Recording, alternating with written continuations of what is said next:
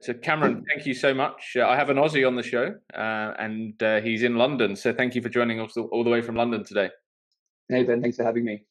So we've got a lot to run through. I'm really excited to hear more about your journey and kind of where you've gone over the years, what you've done, and what's led you to this path that you're on, and where you are in your career now. So I always like to start looking backwards and to look back at the very early days and really understand what you wanted to be, what your plans were growing up, and how you kind of landed in the world of IT. Yeah, sure. I mean, I've always been interested with computers, so it made complete sense for me to move into. I did an engineering degree at UTS in Sydney, and I guess coming out of that, kind of had an opportunity to look into the hardware sides of things or software sides of things. And I think at that point was just after the bubble, the IT bubble in San Francisco. So it was kind of a point where there was so many things happening in the software space, and it kind of drew me to it because I think with all the craziness that was going on, there'd also be quite a lot of opportunities. So I kind of focused more on the software side of the world. Yeah. So because I looked obviously looked back at your profile, and I know we touched on this when we chatted before. You did you launched a product for the recruitment world. So was that around that kind of when everything was kicking off in San Francisco and the world was becoming really interested in the software piece? Was that kind of how that came about? Yeah. I had done some internships, and I kind of was thinking definitely about, well, maybe it would be interesting to kind of start my own thing. So I started to build, which is pretty relevant nowadays still, is like data mining. So I was doing a lot of data mining things. So LinkedIn was very new. There was a lot of stuff that was getting published. I think there was Zing was another kind of network that kind of fizzled out or whatnot.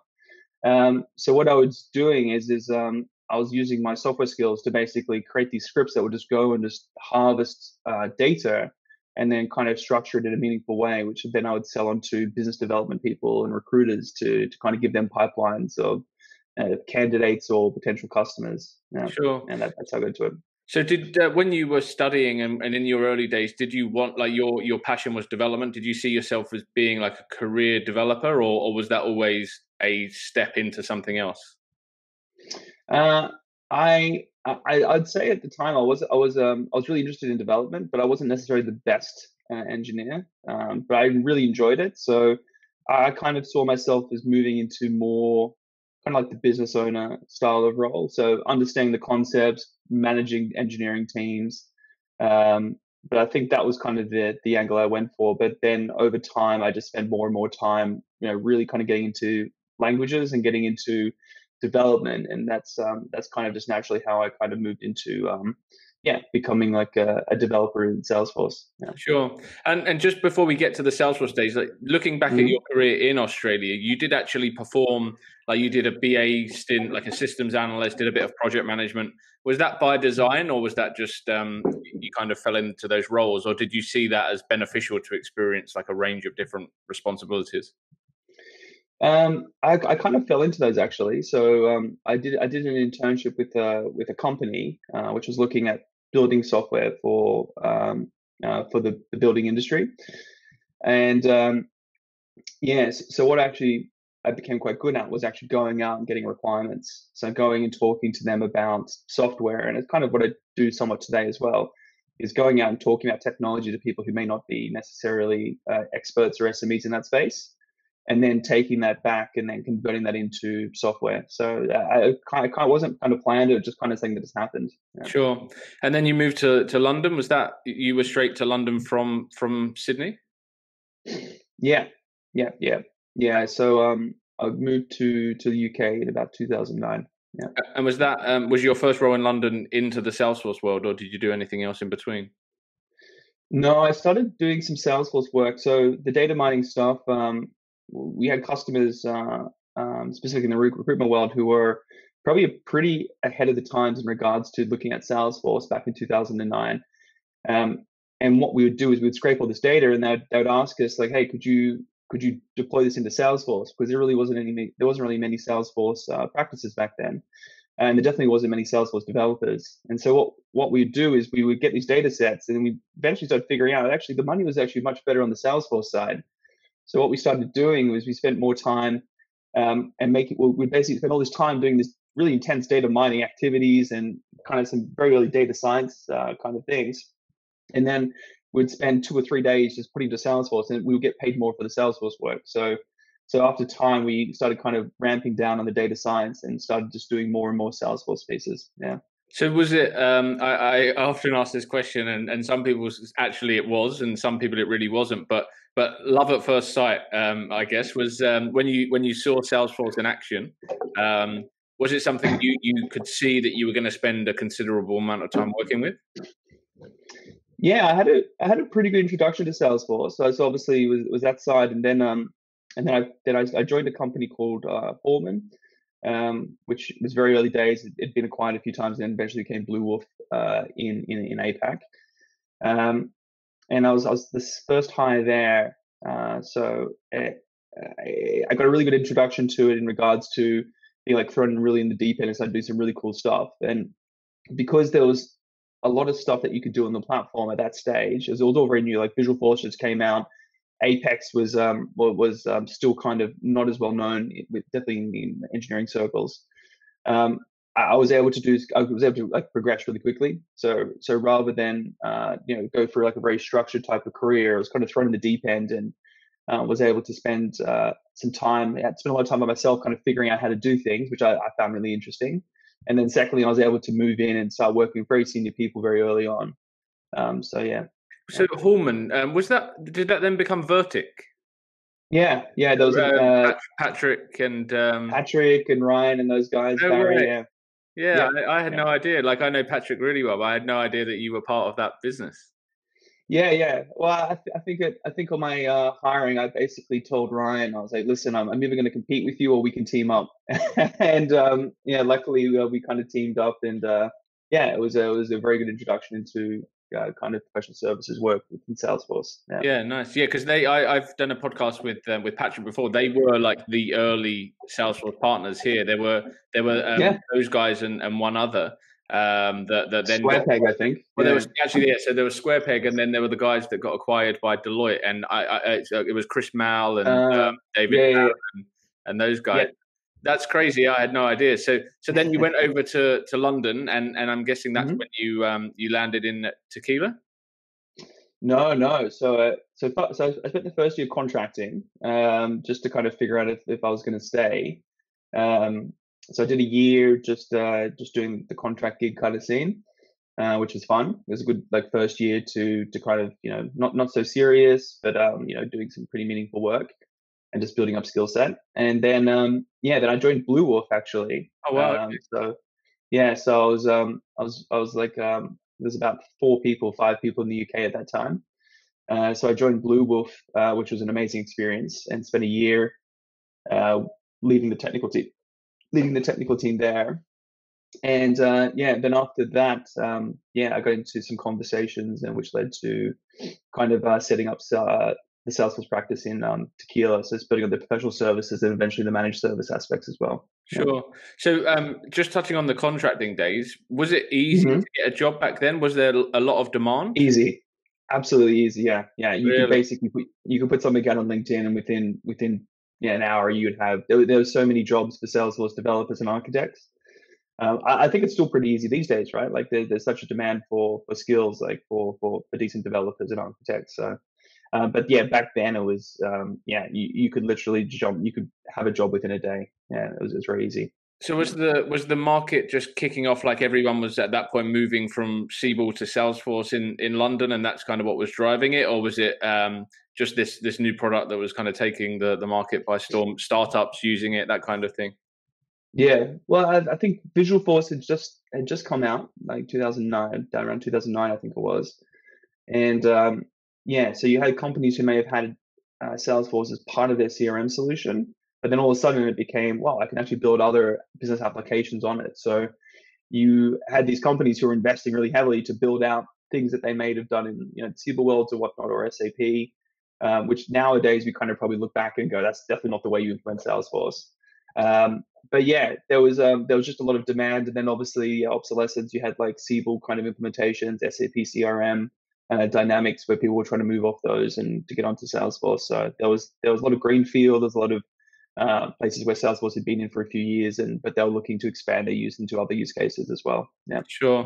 And I'm always fascinated when I speak to someone that was at Tequila, but you were really early days Tequila, right? Yeah, so Wes Noltia, you might know. I'm not sure if you're familiar with him. So we'd been kind of, I guess, acquaintances in the ecosystem in the UK. He's from South Africa. I'm from Australia, so I think he came over like maybe a year or two before me. So we kind of were just in contact, and he was approached by a recruitment firm actually, and they were looking to set up a Salesforce practice. Um, but I think the challenges they had is that they hadn't had anyone had contractors, had some really good guys, but none of them actually done professional services before. So they didn't really understand the methodology, how you contracted, how you kind of built teams or whatnot. So I had my experience within Australia with Holman and working with sales professional services. Had done some time with Blue Wolf, which was kind of like a big a whirlwind of like kind of getting pulled left, right, and center. So learn a real lot there. So I came across to basically set up the PS organization, the professional services, so moving away from just kind of body shop contracting style of works, and kind of set up a proper kind of professional services organization. And I came across with my sales engineer, sales executive from Blue Wolf. So he set up all the sales organization as well. Again, not going after contracts or going after kind of body shop, but actually kind of really pitching into organizations. Yeah. So was that at the time, was the market quite heavy on the kind of staff augmentation, body shopping? Were there other real Salesforce practices apart from Blue Wolf and taking shape at that point? You had a few, yeah. I mean, there was definitely a period where things were starting to pop up. So there was a few kind of guys who've been around for a period of time who may have came from the Siebel world and just kind of moved across technologies and stuff like that, as you mentioned before. So there were some people there, but I think why we were really successful at Tequila is that it was kind of very a little bit maybe old school in how they kind of approach things. So I think what made us really successful is we kind of came out with a pace and I guess like a marketing message and technical excellence, which is kind of really what we were known for. Yeah. So how did that role evolve? Because you were early in the process. I think yourself and Wes were the two first CTAs within the business. Is that right? Yes. Yeah. So CTA came, I can't even remember. I think it was 2012, 2013, I think. And I think this is what drove and scared a lot of people back in the time is that so if your organization was to become a platinum partner, you had to have a CTA. So that was kind of like a mandated thing. So you had all these practices who were busy as they were, right? So just delivering client projects. Then all of a sudden, like me and Wes were essentially like, well, we need to get CTA. We become CTA. What is a CTA? First of all, and then why do we need to become it? It's like, okay, we need to be platinum partner for recognition within the industry. And then, we had like about 3 to 6 months. We had some support, but it was a pretty grueling time. So we went through, I think, on the first or second set of boards in the UK.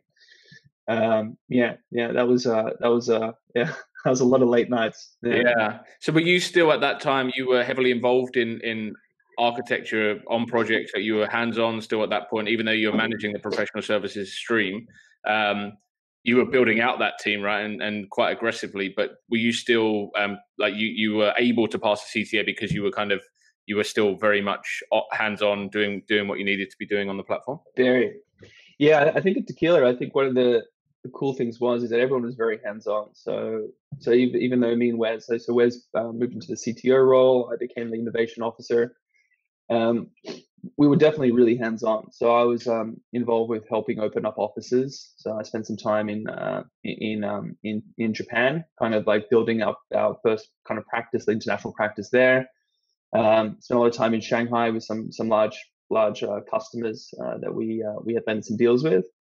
But yeah, it was very much in the architecture, really kind of even I think even at that stage was still kind of looking at like coding, doing code reviews and things like that as well. So yeah, So what yeah, what very hands on. what made Tequila so special? Because like I've had a number of CTAs on the podcast that have been through Tequila and come out the other end with the passing the review board, but also setting up companies and yeah, there's just Yeah. seems to be this thing about people that work for Tequila UK that have it's kind of been a launch pad for so many people. So what you mentioned people still being hands on, but Hmm. what was it that kind of set you as a business apart from others? Yeah. Um, I would say that I think at the leadership level, we really kind of valued technical expertise. I think that was a really important thing for us. So even from the day one, like sales was important, delivery was important, and I think sometimes special services agencies can sometimes be a little bit too heavy on the sales and delivery sides of it, with kind of a lesser importance on the technical side. But from day one, that was the thing. We wanted to look at the big hairy problems within the Salesforce ecosystem, so challenging projects and whatnot. And we really try to push our guys. Like so, like all our senior guys, technical teams were really hands on.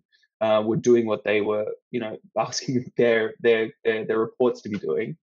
And I think there was really this kind of push, and because we had such a good group of architects who were leading all these really interesting projects, it just fostered this community of like innovation and like looking at how we could do really cool things. And a lot of those guys also had their own blogs. They were really passionate about specific things, like Lorenzo, who went off to do Clayton, and Nicholas Tassini, who went off to do native video. So you had all these guys doing all these different things, but it was this kind of like this group of guys you could trust to ask, like, hey, I got this specific problem. And then you'd have someone, hey, I've actually experienced that before. This is how you deal with it. So it really kind of, I think as a cohort, everyone kind of pushed themselves forward. I can't remember. I think we ended up with like I think we ended up with like 20 or 30% of the CTAs in Europe at one point, just because um, where I think other practices were as like, oh, I have to become a CTA. It actually became a really important thing. So guys really wanted to do it, and we invested the time and the effort to support their ambitions to become CTAs. Yeah. Sure.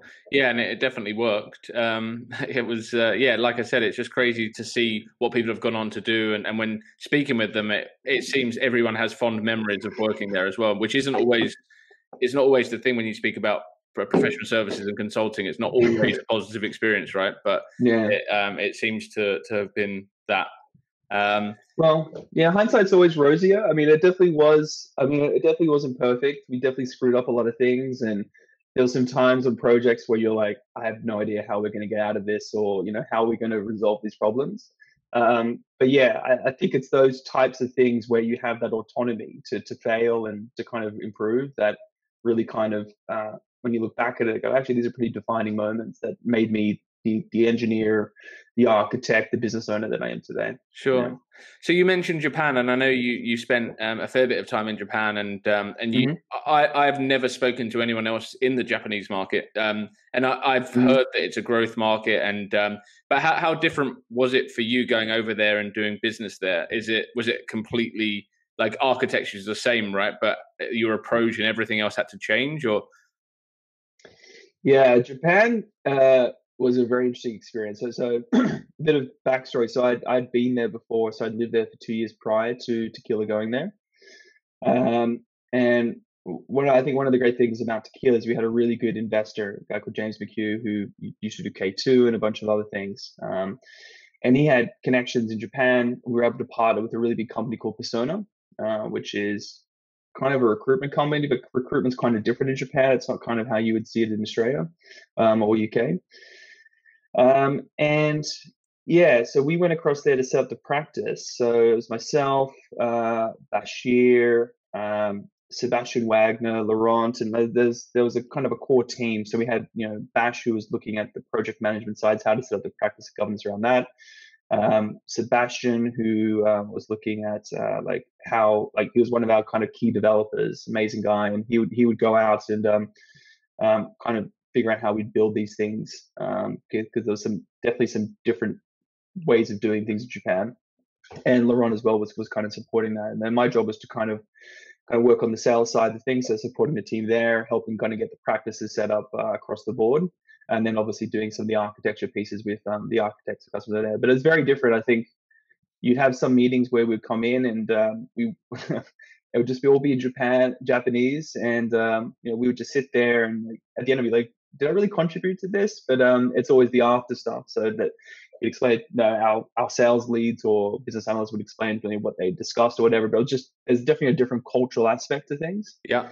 One of the craziest things there is actually, so I went to university in Japan, and one time I was just about to leave to come back to the UK, and we got this lead that came in for a university in a specific area of Japan.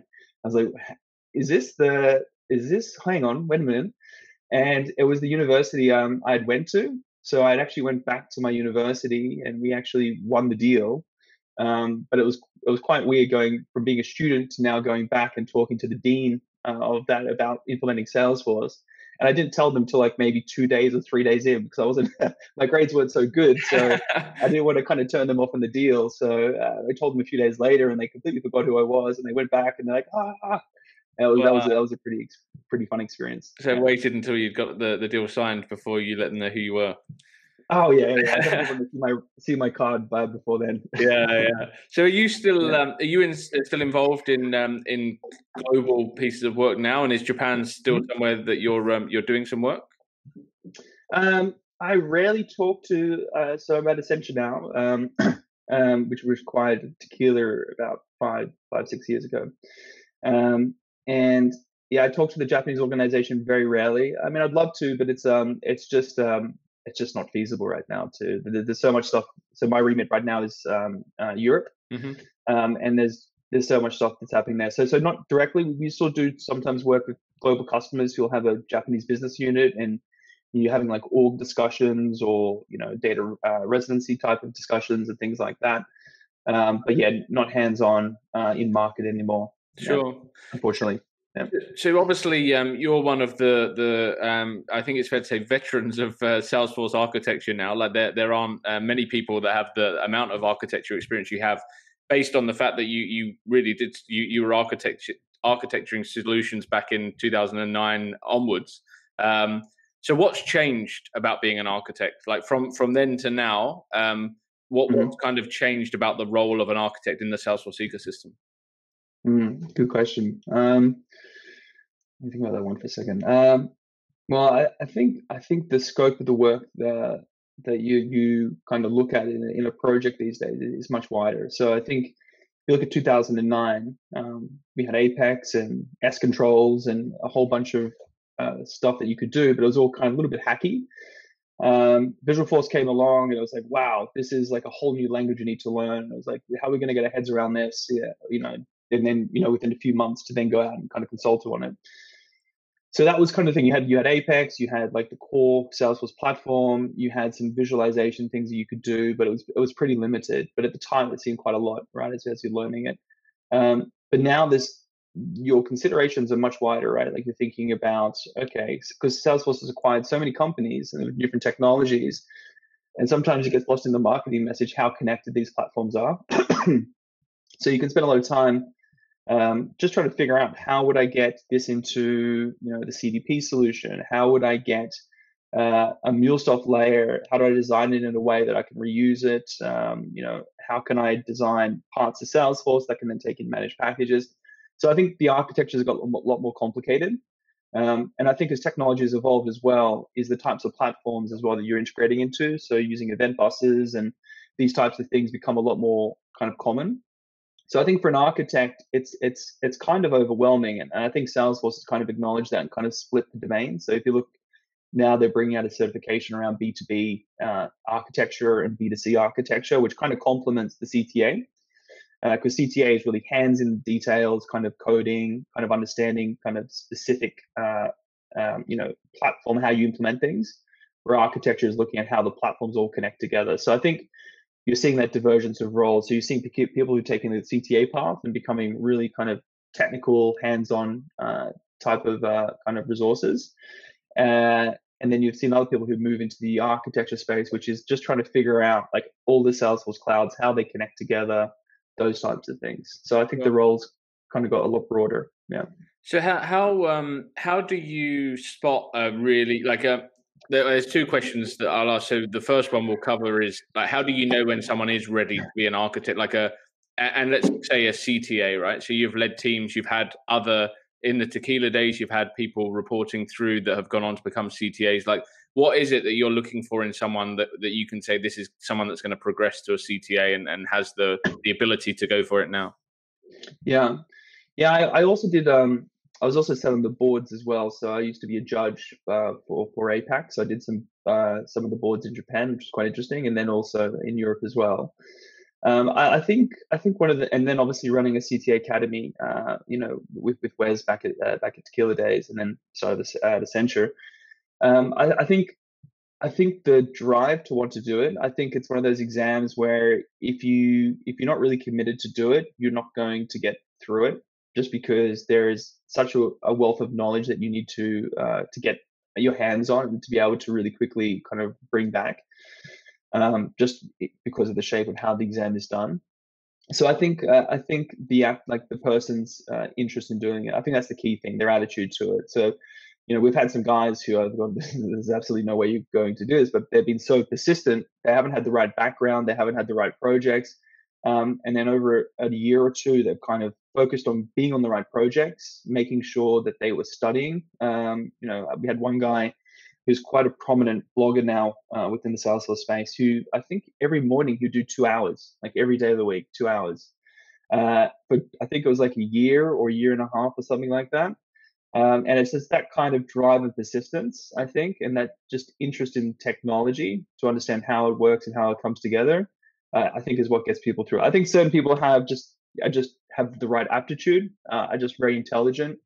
But I think they're rare. I think what really drives someone to come from C2 is their attitude and their ability to sit down and put together a structured plan of how they're going to move towards that goal. Sure. Yeah, it's really interesting some of the lengths that people now go to for the journey that they're trying to achieve. Like Yeah, I did a podcast with a guy Johan in Germany. He took a year off work to study for the CTA. crazy. Yeah, And yeah, it's like that, like you said, it's the desire to get there because to do that, right, you're fully in. Like there's no second thought. Like you're committed to achieving that goal. yeah. Yeah, I think the key thing is if you're interested in taking the CTA, I think understand why do you want to become a CTA first of all, right? Is it just because it's a badge that you want to get? Because I think that may not be the right reasons. Hmm. Um, and then I think the other thing is like working with your organization. I think generally most professional service organizations love like the concept of having CTAs or multiple CTAs. So if you go to them with a plan to say, look, hey, I'm not there now, I'm maybe a developer or maybe I'm a business analyst and I want to move towards that path. I think working with them to make sure you're on the right projects, because that really drives a lot of it. A lot of the CTA is about some of that. It's very important. Don't get me wrong. It's very important to understand the scope of the materials that you need to study. It's very important. But a lot of the questions that judges will ask are kind of based on experience. And they want to kind of see that you've implemented some of these things in practice. So the project experience, being able to have the scars to be able to talk about some of these topics, is really important. So that project experience becomes kind of fundamental to getting through as well. Yeah. Sure. So having sat on the review board a few times, was it quite obvious to you quite quickly when someone would start their presentation or whatever the format is?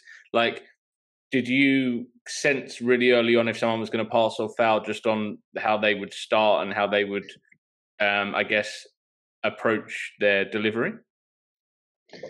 Yeah, there's some people you instantly knew just not going to be successful, and it's not because of like the way that they're kind of communicating, not at all. It was more about just because you jump straight into it, right, into the presentation, and you can kind of see how they've kind of constructed their presentation of how they think about a specific problem or how they would tackle this in like a real life scenario. Because remember, like the CTA is kind of representing like an RFP from a customer, right?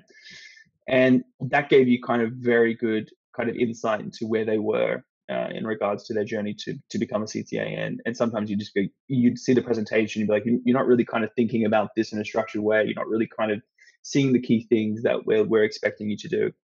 The other one is you'd have guys who would come in and kind of to the point about experience who'd learned all the materials. So you go through the presentation, you're like, this guy's an absolute shoo-in. Like, there's no way this guy is not going to be able to get through, because very structured, articulate, really kind of concise, great diagrams, captured everything. But as soon as you got to questions and you asked them, okay, well, how would you change this? They would just fall apart because they had all the technical knowledge, but they'd never implemented it before. Or a big part of it is being able to defend your solutions, right? As an architect, you go into a customer, I'd probably say 8 times out of 10, someone's going to raise an objection or want to understand a little bit more about your thinking. And unless you can defend that, credibly, then it's you're gonna really struggle. And so you saw some candidates who would fail on that side of things. Yeah. Sure. I put a post on LinkedIn recently about is there actually demand for CTAs? Like, because people are striving, for it, but it's rare for someone to be like, we have to hire a CTA. It's quite common that like someone's hiring for an architect, and if there is a CTA, they'll absolutely hire them. Or if a CTA becomes available, the company will make a role for them.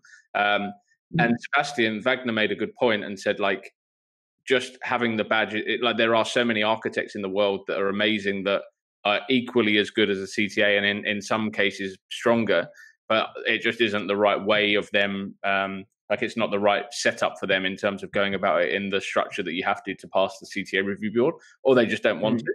So from your experience, like what CTA aside, what do all of the really amazing architects you've ever worked with, what makes them so special? It's a good question as well. Yeah, I think well, I think I said before, right? So the CTA is just one part of it. It's not. It doesn't make or define. It does define someone in maybe a recruiting sense, like, so it's kind of like a badge to say, okay, this person has passed this extremely hard exam, and I think for some employers that's important because they need that tick for some reason. Yeah, it may be because they need to kind of kind of have a partner status, or it's maybe a prestige thing or whatever. Yeah, so I think of the organizations, I think, struggle, I think, sometimes to attract CTAs, and when they do, it's quite expensive to do so. So they're not types of roles, and I don't think people move that often as well, because I think they're hard to attract. Usually, when they're somewhere, they're usually locked in quite well, and it's very hard to kind of. It's you definitely get a lot of job offers. So I think if you're a CTA, they may not be published, but you do get a lot of things coming through to you directly, usually because people will know you or have heard of you or something like that. But the second part about what makes someone really good as a CTA, was that the question? Sorry. Just as an architect, so like, because there are great architects out there that will never be CTAs because they don't necessarily want to. So if we forget about the fact that you can get the CTA credential to kind of verify that you know Salesforce, like what's been the consistent things that you've seen in great architects, whether it's their ability to own a room, or their ability to kind of just understand lots of different technologies and pick up technology really quickly. Like, what do you think, if you think about the great ones that you've kind of come across before, what makes them great? I think the architects that I've been most impressed with, I think it hasn't been the technical wizards, right? So I work with a lot of CTAs who are just phenomenal technologists, and everything they say, you know it's going to be spot on. You can go look at the reference manual, they know exactly what they're talking about. But I think the ones that have really, really impressed and left an impression on me have been the ones who've been able to kind of bridge the divide between technical and communication skills.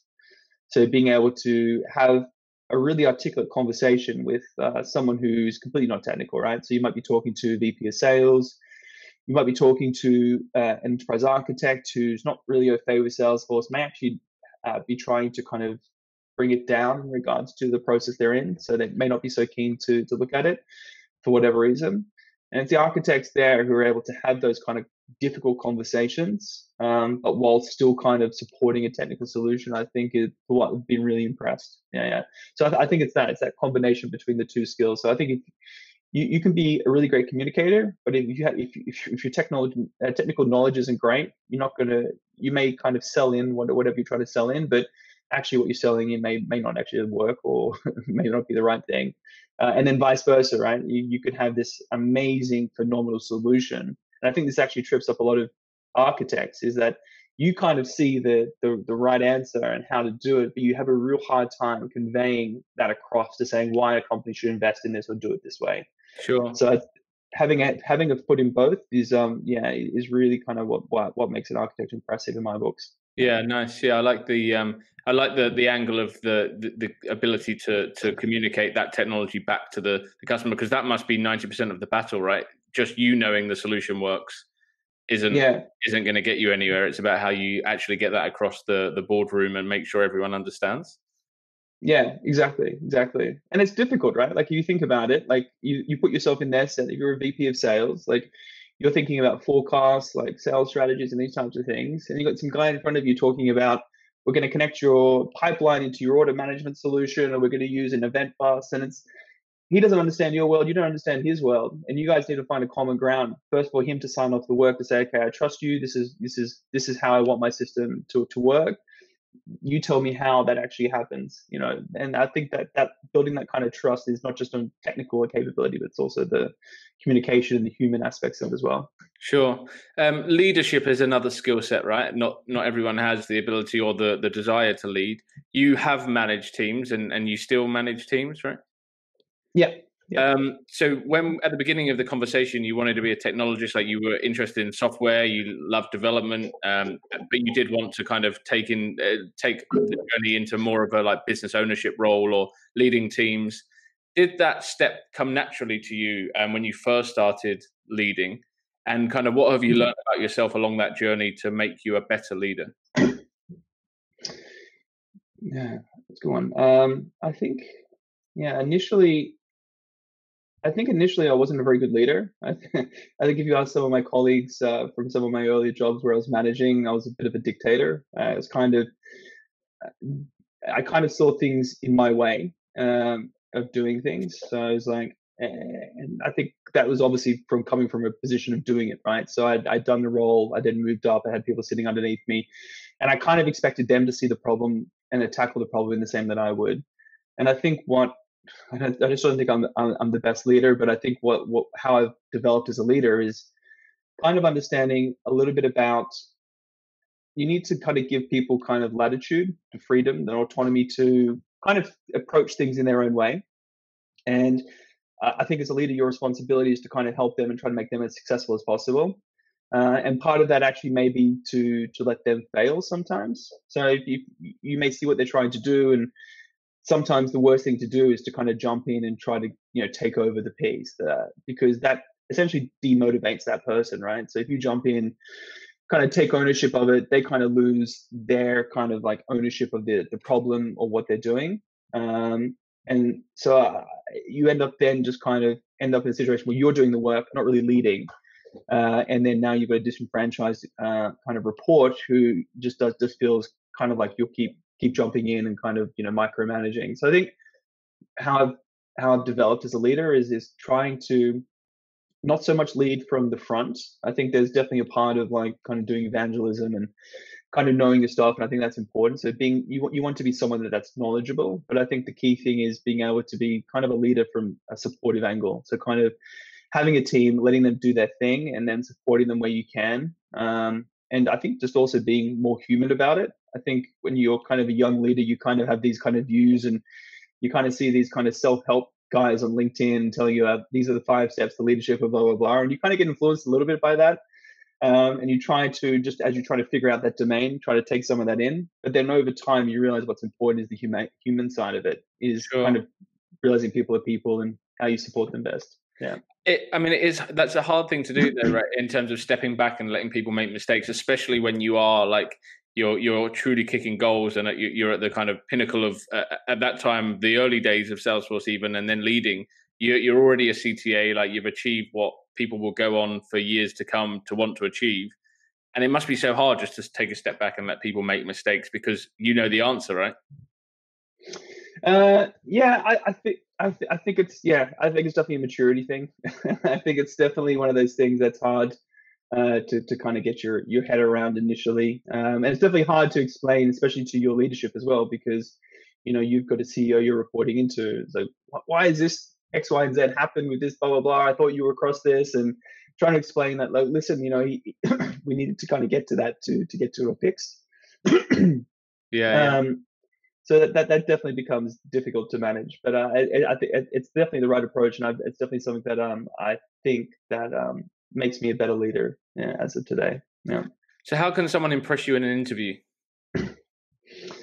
Impress me as an interview. I think not trying to bullshit me. I think that's definitely kind of something that kind of is annoying. So if you're good at what you do, then show me through your knowledge, or show me through what skill set you have, whether it's in sales or whether it's pre-sales or consulting or whatnot. So I think being clear, having an audit of what you do well, and be able to articulate that. I think also kind of calling. I think one of the key things is actually showing what you want to do. So why do you want to be in a role? A lot of times you'll interview someone senior and for his position, and they won't really have a clear reason, or they just want the job, and that's completely fine. But I think what really makes a great architect, or I think in any position, right, a business analyst, developer, whatever, is actually having an ambition. Maybe like, hey, I really want to become a CTA. I think that's a really good one. Or even if it's not a CTA, if like I just really want to I really enjoy coding,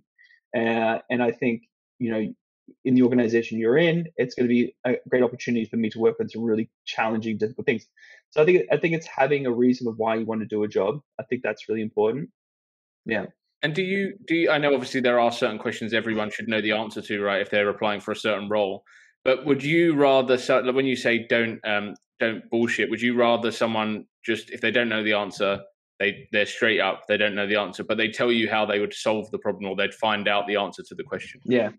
I think you nailed it. So I think the key isn't to bullshit, to basically say, oh, this is how I deal with it. But it's also not to do the other thing as well, right? Which is to say, I have no idea. I think it's a case of, exactly as you called out, is like, how would you get to that? So how would I approach this problem? So, okay, so I don't know how to do that, but this is how I would think about it based on how I've tackled other issues.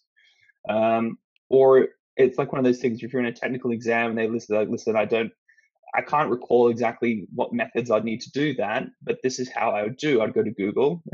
I'd Google App Exchange kind of like API guide reference, and then I'd find the method to do it, and that's how I do it. And I think if you're honest about those kinds of things, I think then that's fine. Actually, I'd appreciate someone who does that, because in reality, a lot of those things you do in exams, you're not going to really need to recite on the spot anyway. It's like you go and check a manual, or you figure out, you ask someone about. So yeah. I had someone in an interview, they got asked a question like that, and their answer was, I don't remember the stuff that it would be quicker for me to Google. Yes. And it's a good answer. I think it's like it was something about governor limits, and they were like, look, things like that. Like, I've only got so much capacity in my brain to remember, but I can Google the answer to that. So so final question: when are you coming back to Australia? Oh man, that'd be great. I'd love to come. Right now, I'm not willing to do the 2-week lockdown in the hotel. So I think as soon as that comes down, when things are a bit more safe to travel, I definitely need to come back for a few months. Hopefully in the summer periods. Yeah. Get away from that cold English winter that you've got ahead of you, as I'm sure you're very familiar with. I sure am. Yeah, I sure am. But look, thank you so much. I've really enjoyed the chat. And for anyone that does want to reach out and pick your brains on anything we've discussed today, or hear more about you, or anything really, where's the best place for them to contact you? Yeah, just LinkedIn. Yeah, so Cameron Cronin at LinkedIn. That's probably the best spot to hit me up. Yeah, perfect. Well, look, thank you so much. I've really enjoyed the chat, and I'm really sure our audience will too. So thank you, and enjoy the winter. Great. Thanks, Ben. Cheers.